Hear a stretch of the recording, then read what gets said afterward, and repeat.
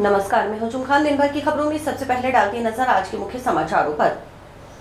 जिले में एक सप्ताह में मिले डेंगू के 40 मरीज, जिला अस्पताल में भर्ती हुए 28 में से 19 को किया डिस्चार्ज। टाउन के भाट माता चौक पर चक्काजाम, मंगलवार को खरीफ फसलों पर एमएसपी की खरीद की मांग। कलेक्ट्रेट परिसर में खड़ी की धान से भरी ट्रैक्टर ट्रॉलियां। अभियान के तहत करवाए 60 से अधिक नेत्रदान। अखिल भारतीय तेरापंथ युवक परिषद का नेत्रदान जागरूकता अभियान। अब खबरें विस्तार से। अखिल भारतीय तेरापंथ युवक परिषद के 60 साल पूरे होने के उपलक्ष्य में नेत्रदान के क्षेत्र में विशेष अभियान नेत्रदान जागरूकता अभियान चलाया जा रहा है। इस अभियान के तहत तेरापंथ युवक परिषद टाउन के सहयोग से अब तक 60 से अधिक नेत्रदान करवाए जा चुके हैं। परिषद के अध्यक्ष गौरव वैद्य ने बताया कि नेत्रदान से जुड़ी कई भ्रांतियां हैं। नेत्रदान किसी भी उम्र के व्यक्ति का हो सकता है। मृत्यु उपरांत 6 घंटे के भीतर आई बैंक की मदद से यह कार्य संपादित करना होता है। उन्होंने बताया कि अखिल भारतीय तेरापंथ युवक परिषद षष्ठी मूर्ति के अंतर्गत क्षेत्र में जागरूकता रैली, सेमिनार, संकल्प पत्र आदि का आयोजन किया जा रहा है।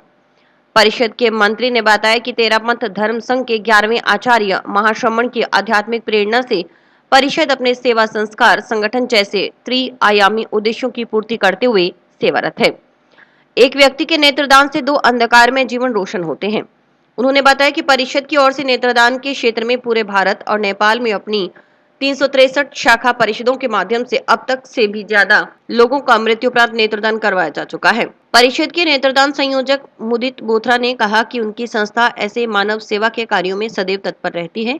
उन्होंने बताया कि पूरे देश और नेपाल की 363 शाखा परिषद के माध्यम से लगातार 21 दिनों तक नेत्रदान पर विजन फॉर विजन लेंस नामक अभियान चलाया गया। इसके अंतर्गत देश और नेपाल के कई हिस्सों में नेत्रदान जागरूकता के लिए सेमिनार, रैली, संकल्प पत्र, मोटिवेशनल वीडियो आदि के माध्यम से कार्यक्रम चलाए गए। लगभग 18,000 से अधिक लोगों ने मरणोपरांत नेत्रदान की भावना जताते हुए संकल्प पत्र पर अपनी सहमति से भरे हैं।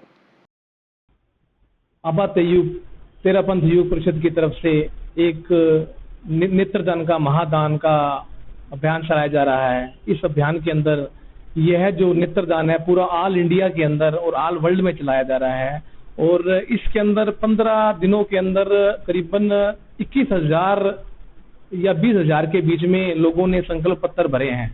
नेत्रदान एक महादान है, सभी को यह करना चाहिए और यह हमारे जो आचार्य श्री महाश्रमण जी है उनकी कृपा से हम लोगों ने यह अभियान शुरू किया है और 15 दिन के इस अभियान के अंदर हमने करीबन 20 से 22,000 हमने यह संकल्प पत्र भरवाए हैं और यह हनुमानगढ़ के अंदर टाउन के अंदर जो तेरापंथ युवक परिषद ने करीबन 60 संकल्प पत्र भरे हैं और इसी 60 संकल्प पत्र के साथ ये अभियान रेगुलर जारी है।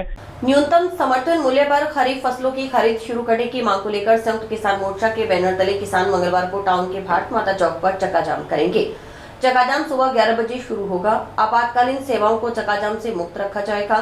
उधर किसानों का कलेक्ट्रेट के समक्ष बेमियादी धरना सोमवार को 19वें दिन भी जारी रहा। किसान प्रतिनिधियों की ओर से प्रस्तावित चक्काजाम के कार्यक्रम को लेकर गाँव में किसानों से जनसंपर्क भी किया जा रहा है।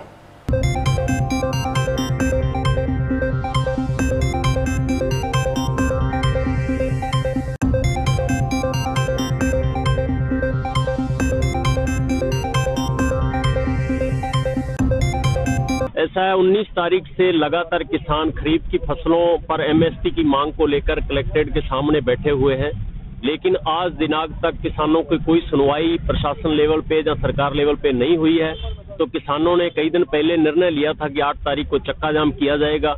उस संबंध में आज हमने एसडीएम साहब को ज्ञापन सौंपा है कि कल 11 बजे से भारत माता चौक, हनुमानगढ़ टाउन चक्का जाम शुरू किया जाएगा। तो वहाँ अगर किसानों को किसी तरह रोकने की या परेशान करने की कोशिश की गई तो चारों तरफ से हनुमानगढ़ को किसान ब्लॉक करेंगे और हमारा जो कल का कार्यक्रम है वो 11 बजे से चक्का जाम का रहेगा। हमें किसानों का अच्छा समर्थन मिल रहा है। सभी जगह अनाउंसमेंट, गुरुद्वारे, मस्जिद, मंदिर में अनाउंसमेंट करा दिया। किसान जागरूक है क्योंकि पिछले 2 दिन से आज और कल जोना 1700 रुपये बिक रहा है, जो एमएसपी है 2320 रुपये। तो किसानों ने जोना रोक रखा है और किसान जागरूक है। कल चक्का जाम में ज्यादा से ज्यादा किसान आएंगे नजदीक गांव के। उसके बाद कल के बाद हम आगे का प्रोग्राम सख्त वहीं सोमवार को 2-3 किसान धान से भरी ट्रैक्टर ट्रॉली लेकर कलेक्ट्रेट परिसर में पहुंच गए और मंडी में धान रखने के लिए जगह नहीं होने का हवाला देते हुए विरोध दर्ज करवाया। सूचना मिलने पर मौके पर पहुंचे जंक्शन पुलिस थाना प्रभारी सतपाल बिश्नोई, एएसआई शिव नारायण ने किसानों से समझाइश की। समझाइश पर किसान अपनी ट्रैक्टर ट्रॉली वहां से ले गए। इस मौके पर राय साहब चाहर ने कहा कि एक तरफ सरकार एमएसपी पर खरीद की बात कर रही है, वहीं दूसरी तरफ हनुमानगढ़ की मंडियों में 20 दिन से धान पड़ा है, लेकिन सरकार खरीद नहीं कर रही। हालात ये हैं कि सोमवार को किसान अपनी धान की फसल लेकर जंक्शन धान मंडी में पहुंचे तो वहां धान रखने के लिए जगह नहीं थी। व्यापारियों ने धान मंडी में अपना सामान रखा हुआ है, किसानों को वहां से वापस भेज दिया। उन्होंने बताया कि एमएसपी की खरीद के संबंध में जयपुर में वार्ता हुई, लेकिन किसान प्रतिनिधि को गोली देकर वापस भेज दिया गया। किसान कलेक्ट्रेट के सामने 19 सितंबर से धरने पर डटा है। उन्होंने कहा कि आज तो 2-3 किसान अपनी ट्रैक्टर ट्रॉलियां कलेक्ट्रेट परिसर में लेकर आए हैं। मंगलवार को धान मंडी में जितनी भी ट्रैक्टर ट्रॉलियां आएंगी वह सभी कलेक्ट्रेट परिसर में लाकर खड़ी की जाएंगी और ढेरी की जाएगी। कलेक्ट्रेट परिसर में ही धान की एमएसपी पर खरीद करवाई जाएगी। बाद एक मीटिंग में भी यहाँ नहीं बुलाया गया हमें कि वहाँ से जवाब क्या है कि 3 तारीख को दिल्ली में मीटिंग है, हमें तो कोई बताया नहीं। आज कितनी होगी? 7 हो रही है।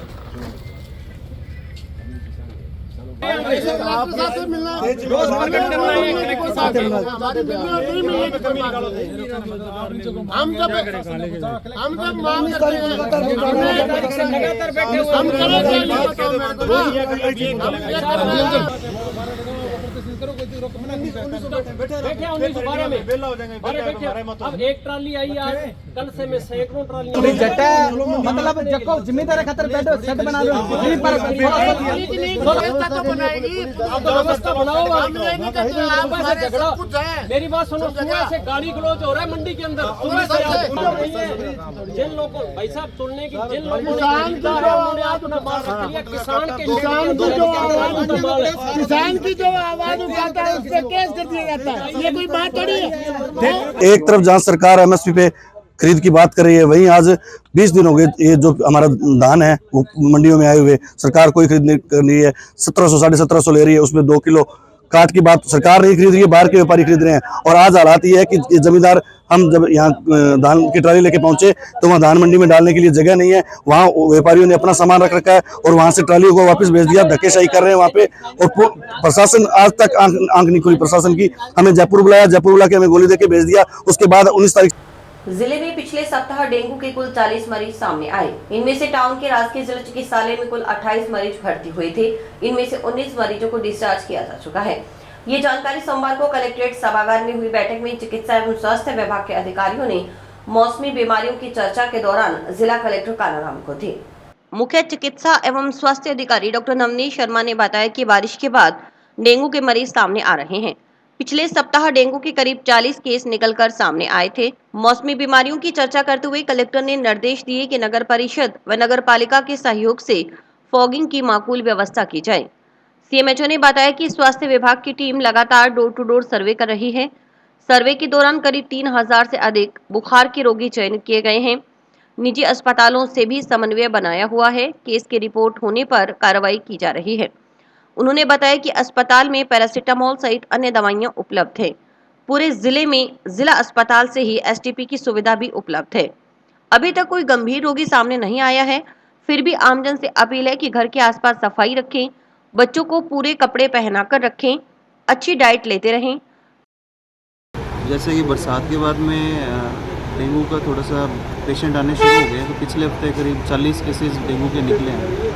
तो मौसमी बीमारियों की चर्चा करते हुए कलेक्टर सर ने भी निर्देश दिए हैं कि प्रॉपर नगर परिषद नगर पालिका की प्रॉपर फॉगिंग करवाएं। हमारी टीम भी लगातार हाउस टू हाउस सर्वे कर रही है मेडिकल की, और करीब हाउस टू हाउस सर्वे करके 3000 से ऊपर हमने बुखार के रोगी चयनित किए हैं।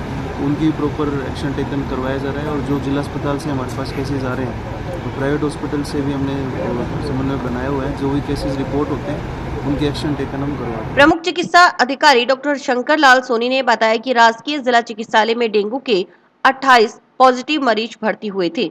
इनमें से 19 मरीजों को डिस्चार्ज किया जा चुका है। 9 मरीजों का फिलहाल इलाज चल रहा है। 7 मरीजों को एसटीपी लगाई गई है। हफ्ते में 28 डेंगू के पॉजिटिव मरीज भर्ती हुए थे, जिसमें से 19 को हमने डिस्चार्ज कर दिए 9 मरीजों का इलाज बाकी चल रहा है, कोई भी क्रिटिकल नहीं है, सभी को मैनेज कर रहे हैं। एसटीपी की व्यवस्था है, आरडीबी की व्यवस्था है। 7 मरीजों को एसटीपी लगाई है हमने और 46 से आरडीबी इशू किए हैं। तो एक उसमें हमने आईसीयू है, वहाँ पर 10 बेड अतिरिक्त चालू करवा दिए हैं। उसके अलावा हर वार्ड में 2-2, 3-3 बेड एक्स्ट्रा बढ़वा दिए हैं। इस्लाम धर्म के आखिरी पैगंबर हजरत मोहम्मद साहब की शान में कुछ दिन पहले महाराष्ट्र के नासिक में रामगिरी महाराज व डासना देवी मंदिर के महंत यातीन्द्र सिंहानंद सरस्वती द्वारा एक वीडियो जारी करते हुए बेहुदा टिप्पणी की गई है। इस्लाम धर्म को मानने वाले लोगों की भावना को ठेस पहुंचाया गया है। इस्लाम धर्म के लोगों ने इन्हें गुस्ताखे रसूल का विरोध करते हुए जमीयत उलेमा हिंद हनुमानगढ़ द्वारा नोहर में इन दोनों गुस्ताखों के खिलाफ प्रोटेस्ट रैली के रूप में रैली निकाली गई। रैली गौरव पथ रोड कौशिक धर्मकांटा के पास राधा कृष्ण मर्दा पार्क से लेकर उपखंड कार्यालय तक निकाली गई। इसके बाद सभा का आयोजन किया गया।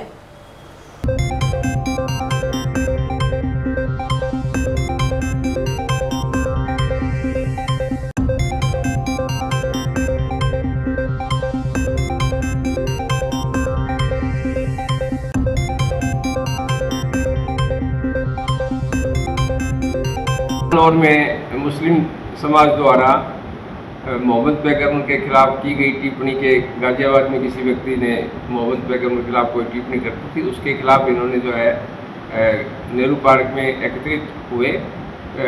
गैदरिंग करीब 2,500-3 हज़ार थी।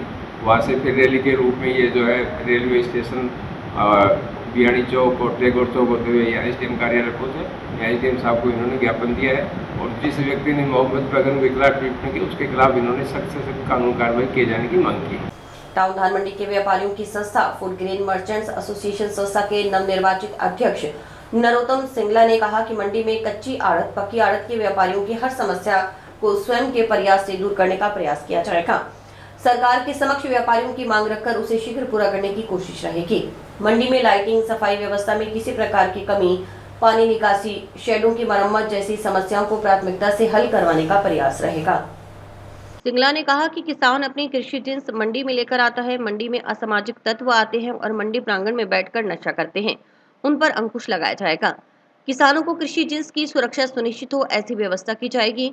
मंडी में अपनी फसल लेकर आने वाले किसान के अलावा व्यापार व मजदूरों को किसी प्रकार की समस्या का सामना न करना पड़े, इस पर ध्यान देते हुए व्यापार हित के लिए कार्य किए जाएंगे। व्यापारियों के साथ विचार विमर्श कर सभी के सहयोग से ट्रॉलियां खड़ी करने की इस तरह व्यवस्था की जाएगी ताकि आमजन को यहां से गुजरने में असुविधा न हो। गौरतलब है कि रविवार को हुए फूड ग्रेन मर्चेंट्स एसोसिएशन संस्था के चुनावों में नरोत्तम सिंगला अपने प्रतिद्वंदी प्यारेलाल गोयल से 71 मत अधिक प्राप्त कर अध्यक्ष निर्वाचित हुए थे। नरोत्तम सिंगला को 239 व प्यारेलाल गोयल को 168 मत प्राप्त हुए। इसी तरह सचिव पद पर सनी जुनेजा 104 मतों से विजयी रहे। सनी जुनेजा को 256 जबकि उनके प्रतिद्वंदी अमित गोदारा को 152 मत प्राप्त हुए। कोषाध्यक्ष पद पर ईशान चौधरी 177 मतों से विजयी रहे। इससे पहले संजय सराफ उपाध्यक्ष और रजत कुमार किरोड़ीवाल निर्विरोध सह-सचिव चुने गए। बतौर अध्यक्ष मेरा एक ही रहेगा, यहाँ जो किसान आ रहे हैं हमारी अनाज मंडी में अपना माल लेके आते हैं, उनके माल की सुरक्षा, जैसे कोई चोरी इत्यादि की घटना न हो। जैसे मंडी प्रांगण में कुछ यहाँ असामाजिक तत्व आने लगे हैं जिससे कि वो नशा यहाँ बैठ कर नशा करते हैं, उनसे अंकुश लगवाएंगे और यहाँ के मजदूर, व्यापारी और किसानों सभी की समस्याओं मंडी प्रांगण में जो भी हमारा किसान कोई किसी प्रकार की फसल लेकर आता है उसको किसी प्रकार की समस्या का सामना न करना पड़े, हमारे व्यापारियों को समस्या न सामना न करना पड़े और मजदूरों की भी कोई समस्या न रहे, इस प्रकार व्यापार हित के लिए कार्य करें। ग्राम पंचायत डबलीवास कुतुब के चक 1 LGW के ग्रामीणों ने गांव के राजकीय उच्च माध्यमिक विद्यालय के प्रधानाचार्य पर बच्चों के लिए उपलब्ध करवाए जाने वाले पोषाहार में धांधली करने का आरोप लगाया है। सोमवार को ग्रामीणों ने जिला परिषद सदस्य मनीष गोदारा के नेतृत्व में जिला कलेक्टर कालाराम को ज्ञापन सौंपकर जांच करवाने की मांग की।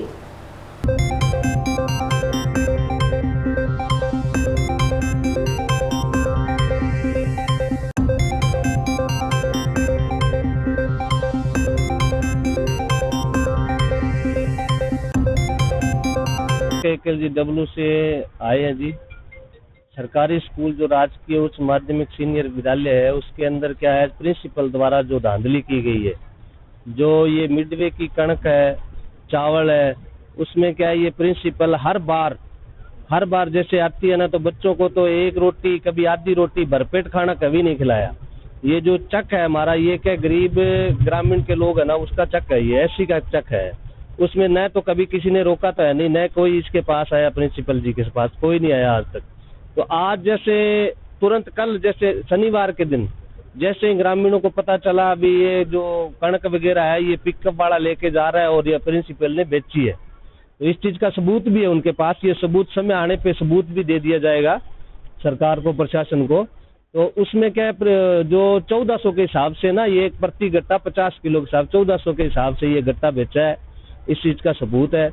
हम प्रशासन के पास आए हैं, कलेक्टर साहब के पास, ये आज की डेट में इसकी जो जांच बिठाई जाए, जो दोषी है उसको सजा दी जाए। और जो प्रिंसिपल है ना, ये भाई साहब इसका व्यवहार है ना बिल्कुल ही अच्छा नहीं है बच्चों के प्रति। कलेक्टर साहब ने कहा है कि अभी हमने निवेदन किया कलेक्टर महोदय से भी आज की तारीख में आप उसकी जांच कीजिए, जो यथास्थिति और जो मौके की बात आपके सामने आएगी। तो कलेक्टर महोदय ने कहा मैं अभी अधिकारी को भेजता हूँ और आज के समय ही वो आज के वक्त इसी समय जाके वो उसकी जांच भी होगी। अगर जांच हो जाए तो अच्छी बात है, वरना इससे आगे हमें कोई आंदोलन की रणनीति नहीं बनानी पड़ेगी। टाउन शहर से 7 किलोमीटर दूर स्थित ऐतिहासिक मां भद्रकाली मंदिर में नवरात्रों के उपलक्ष्य में भक्त उमड़ रहे हैं। सोमवार को 5वें नवरात्र पर भी भक्तों ने मंदिर में पहुंचकर धूप लगाकर मन्नत मांगी। मंदिर के पुजारी सेतुपुरी ने बताया कि मुगल बादशाह अकबर की ओर से वर्तमान में घग्गर नदी और विलुप्त सरस्वती नदी किनारे बनवाए गए मां भद्रकाली मंदिर का विशेष महत्व है।